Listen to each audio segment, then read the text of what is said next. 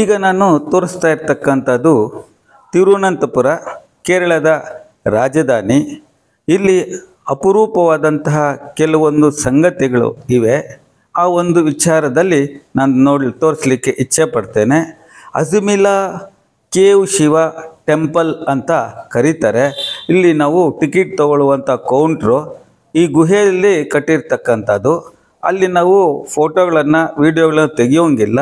ಹೊರಗಡೆ ಆ ಒಂದು ವ್ಯೂವನ್ನು ನಾವು ನೋಡ್ಬೋದು. ಇದು ಸಮುದ್ರದ ತೀರದಲ್ಲಿ ಕಟ್ಟಿರ್ತಕ್ಕಂಥದ್ದು, ಬೀಚ್ನಲ್ಲಿ ಕಟ್ಟಿರ್ತಕ್ಕಂಥ ಶಿವ ಟೆಂಪಲ್. ನೋಡಿ, ತುಂಬ ಸುಂದರವಾಗಿರ್ತಕ್ಕಂಥ ಒಂದು ವ್ಯೂ ಕಾಣುತ್ತೆ. ಒಂದು ಸಮುದ್ರ ಇದು. ಆ ಸಮುದ್ರದ ಅಲೆಗಳು ದಡಕ್ಕೆ ಹೊಡಿತಾ ಇರುವಂಥದ್ದು, ಸುಂದರವಾದಂತಹ ಸೊಗಸಾದಂತಹ ಒಂದು ವಾತಾವರಣ. ಎಲ್ಲಿ ನೋಡಿದ್ರೂ ಸುತ್ತಲೂ ನೀರಿರುವಂಥದ್ದು. ಆ ಒಂದು ತಿಳಿಯಾದಂಥ ನೀರು ನಮಗೆ ಎಷ್ಟು ಸೊಗಸಾಗಿ, ನೊರೆ ಬಂದಿರತಕ್ಕಂಥ ನೀರು ಎಷ್ಟು ಸೊಗಸಾಗಿ ಕಾಣುತ್ತೆ ಅಲ್ವಾ? ಹೀಗೆ ತಿರುವನಂತಪುರದಲ್ಲಿ ನೋಡುವಂತಹ ಒಂದು ನೋಡಲೇಬೇಕಾದಂತಹ ಒಂದು ಸ್ಥಳ ಇದಾಗಿದೆ. ಇಲ್ಲಿ ಶಿವನ ಟೆಂಪಲ್ ಅಂತ ಹೇಳಿದ್ನಲ್ಲ, ಮೇಲ್ಗಡೆಗೆ ಬಂದಾಗ ನೋಡಿ, ಶಿವ ಎತ್ತರದಾದಂತಹ ಶಿವ ನಮಗೆ ಕಾಣುತ್ತೆ.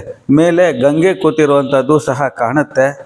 ಇನ್ನು ಸ್ವಲ್ಪ ದೂರದಿಂದ ವ್ಯೂ ಅಲ್ಲಿ ತೆಗಿತಾ ಇದ್ದೀನಿ.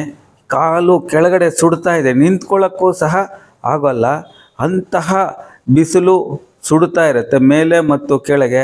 ಆದರೂ ಸಹ ಈ ಒಂದು ವ್ಯೂವನ್ನು ತೆಗೆದಿದ್ದೀನಿ ನಿಮಗಾಗಿ. ನೋಡಿ, ಆನಂದಿಸಿ. ಶಿವ ಗಂಗೆಯನ್ನು ತಲೆಯಲ್ಲಿ ಇಟ್ಕೊಂಡಿರ್ತಕ್ಕಂಥದ್ದು. ಇದ್ರ ಕೆಳಗಡೆ ಗುಹೆ ಇರುವಂಥದ್ದು. హైదరాబాద్ నుంచి వచ్చారు. ఎంతమంది వచ్చారు? 7. ఏమేమి చూశారు? శబరిమల చూశారు. స్వామి దర్శనం 2 సార్లు అయింది. మొదటి రోజు ఓపెనింగ్ కి చాలా చక్కగా దివ్య దర్శనం ఇచ్చారు అయ్యప్ప స్వామి. తర్వాత రాత్రికి అక్కడే ఉండి 10 గంటలకు హరవరాసనం హారతి దాకా ఉండేసి హారతి చూసారా?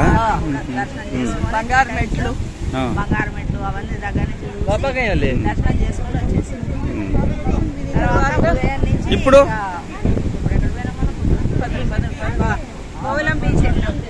ಒಂದು ಶಿವನ ಆಲಯದ ಸುತ್ತಲೂ ಈ ರೀತಿ ನಮಗೆ ಕಾಣುತ್ತೆ.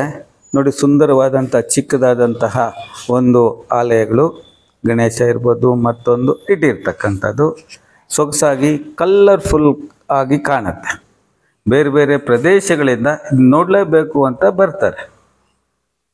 ಗುಹೆ ಒಳಗಡೆ ವಿಭಿನ್ನ ದೇವರುಗಳ ಕೆತ್ತನೆಯನ್ನು ಸಿಮೆಂಟಲ್ಲಿ ಮಾಡಿರ್ತಕ್ಕಂಥ ಕಲ್ಚರ್ ತುಂಬ ಸುಂದರವಾಗಿದೆ, ನೋಡಲೇಬೇಕು. ಆದರೆ ನಾವು ವಿಡಿಯೋ ತೆಗಿಯೋಂಗಿಲ್ಲ ಅಲ್ಲಿ.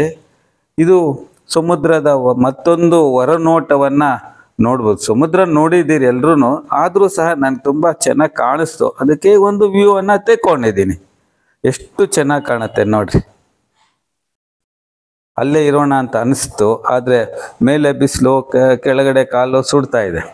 ಈ ಥರ ಎಲ್ಲ ವಾತಾವರಣ ಇದೆ ನೋಡಿ. ಇಲ್ಲಿ ಗುಹೆ ಈ ಥರ ಒಳಗಡೆಗೆ ಹೋಗುವಂಥದ್ದು.